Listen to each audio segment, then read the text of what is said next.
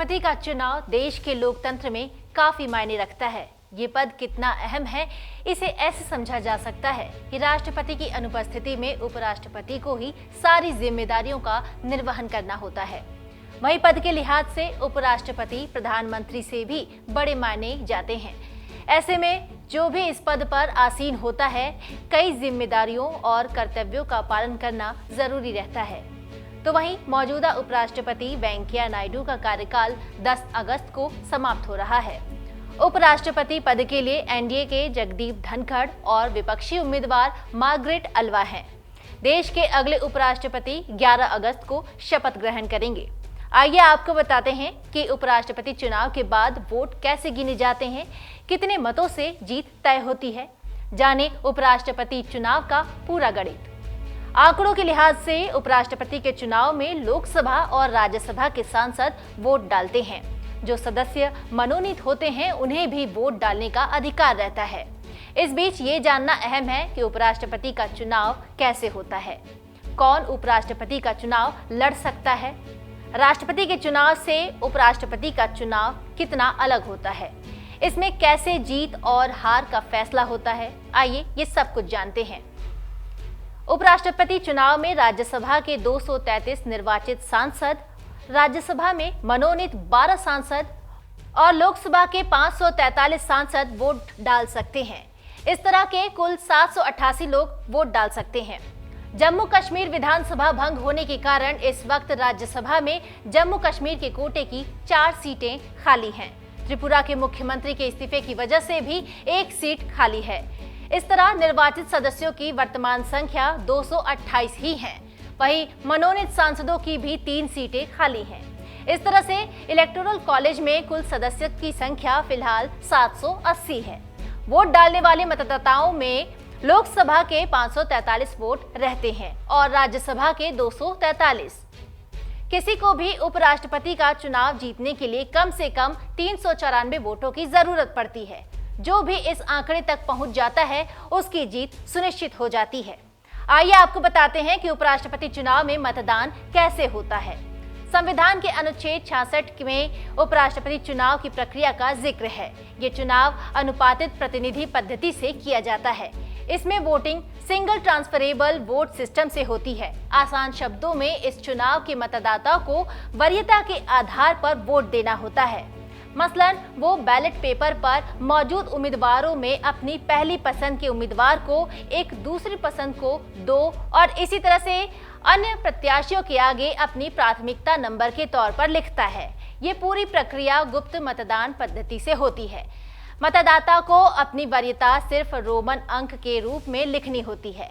इसे लिखने के लिए भी चुनाव आयोग द्वारा उपलब्ध कराए गए खास पेन का इस्तेमाल करना होता है। चूंकि इस चुनाव में 2 ही उम्मीदवार हैं, ऐसे में जीत के लिए जरूरी वोट पहले चरण की मतगणना में भी किसी एक उम्मीदवार को मिल जाएंगे। ऐसे में ये प्रक्रिया बार बार नहीं दोहरानी पड़ेगी। अब सवाल उठता है कि मतों की गणना कैसे की जाती है। मतों की गणना में पहले ये देखा जाता है कि सभी उम्मीदवारों को पहली प्राथमिकता वाले कितने वोट मिले हैं। फिर सभी को मिले पहली प्राथमिकता वाले वोटों को जोड़ा जाता है। कुल संख्या को 2 से भाग किया जाता है और भागफल में 1 जोड़ दिया जाता है। अब जो संख्या बचती है उसे वो कोटा माना जाता है, जो किसी उम्मीदवार को काउंटिंग में बने रहने के लिए जरूरी है। अगर पहली गिनती में ही कोई कैंडिडेट जीत के लिए जरूरी कोटे के बराबर या इससे ज्यादा वोट हासिल कर लेता है तो उसे विजयी घोषित कर दिया जाता है। अगर ऐसा ना हो पाए तो प्रक्रिया आगे बढ़ाई जाती है। सबसे पहले उस उम्मीदवार को चुनाव की रेस से बाहर निकाला जाता है जिसे पहली गिनती में सबसे कम वोट मिले हैं। इसके बाद जो उम्मीदवार रेस में बाहर होता है उसे पहली प्राथमिकता देने वाले वोटों में ये देखा जाता है कि दूसरी प्राथमिकता किसे दी गई है। फिर दूसरी प्राथमिकता वाले ये वोट अन्य उम्मीदवारों के खाते में ट्रांसफर कर दिए जाते हैं। इन वोटों के मिल जाने से अगर किसी उम्मीदवार के मत कोटे वाली संख्या के बराबर या ज्यादा हो जाए तो उस उम्मीदवार को विजयी घोषित कर दिया जाता है। अगर दूसरे राउंड के अंत में भी कोई उम्मीदवार न चुना जाए तो प्रक्रिया जारी रहती है। सबसे कम वोट वाले कैंडिडेट को बाहर कर दिया जाता है।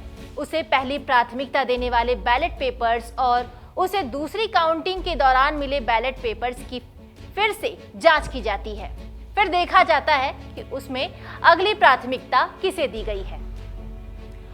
फिर उस प्राथमिकता को संबंधित उम्मीदवारों को ट्रांसफर किया जाता है। ये प्रक्रिया जारी रहती है और सबसे कम वोट पाने वाले उम्मीदवार को तब तक बाहर किया जाता है जब तक किसी एक उम्मीदवार को मिलने वाले वोटों की संख्या कोटे के बराबर न हो जाए।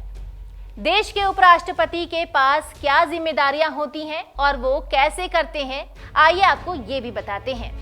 उपराष्ट्रपति की संवैधानिक जिम्मेदारियां बहुत ही सीमित होती हैं, लेकिन राज्यसभा के सभापति के तौर पर भूमिका काफी अहम हो जाती है। इसके अलावा उनकी जिम्मेदारी तब और भी अहम हो जाती है जब राष्ट्रपति का पद किसी वजह से खाली हो जाए।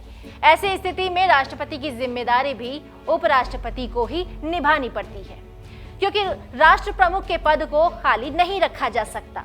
देश के प्रोटोकॉल के हिसाब से भी राष्ट्रपति सबसे ऊपर होता है, इसके बाद उपराष्ट्रपति और फिर प्रधानमंत्री। उपराष्ट्रपति का चुनाव का राष्ट्रपति चुनाव से अलग होता है। उपराष्ट्रपति चुनाव में संसद के दोनों सदनों के सदस्य वोट डालते हैं। इनमें राज्यसभा के मनोनीत सदस्य भी शामिल होते हैं। राष्ट्रपति चुनाव में निर्वाचित सांसद और सभी राज्यों के विधायक मतदान करते हैं। राष्ट्रपति चुनाव में मनोनीत सांसद वोट नहीं डाल सकते, लेकिन उपराष्ट्रपति चुनाव में ऐसा नहीं है। उपराष्ट्रपति चुनाव में ऐसे सदस्य भी वोट कर सकते हैं। डाउनलोड करें अमर उजाला ऐप और पाएं खबरें लगातार। अगर आप ये वीडियो YouTube पर देख रहे हैं तो हमारे चैनल को सब्सक्राइब करें और बेल आइकन को दबाना ना भूलें। अगर आप Facebook पर ये वीडियो देख रहे हैं तो हमारे पेज को लाइक करें।